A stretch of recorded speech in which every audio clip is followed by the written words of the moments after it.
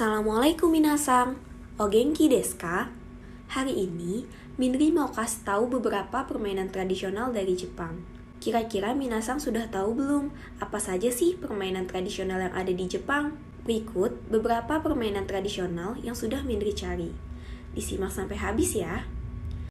Yang pertama ada kendama. Pasti sudah tidak asing lagi bukan dengan permainan ini?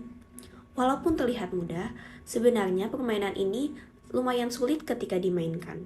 Kendama mungkin bisa dibilang yoyo gaya Jepang. Hanya saja, kendama tidak memakai yoyo, melainkan bola berlubang atau yang disebut tama.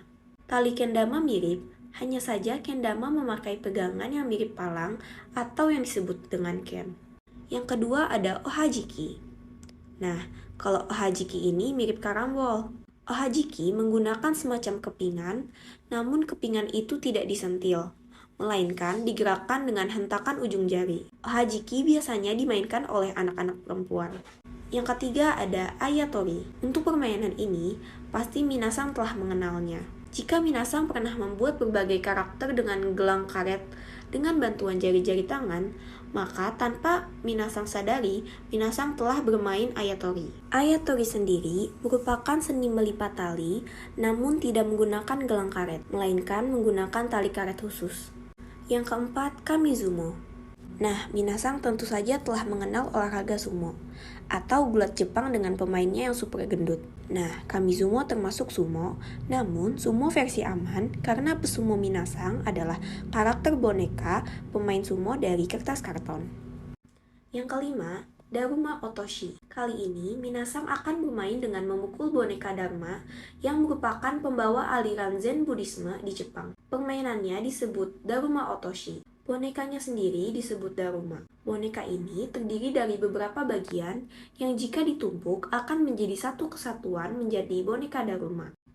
Yang keenam, karuta. Saat tahun baru, orang Jepang biasa bermain karuta atau bermain kartu. Dahulu, karuta diartikan sebagai bermain remi. Saat ini, karuta menjadi permainan kartu yang melibatkan pembacaan kartu.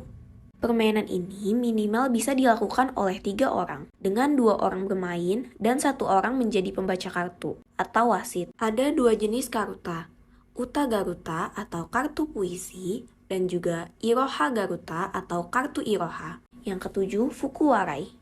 Masih dengan permainan yang sering digelar orang Jepang pada tahun baru, yaitu Fukuwarai.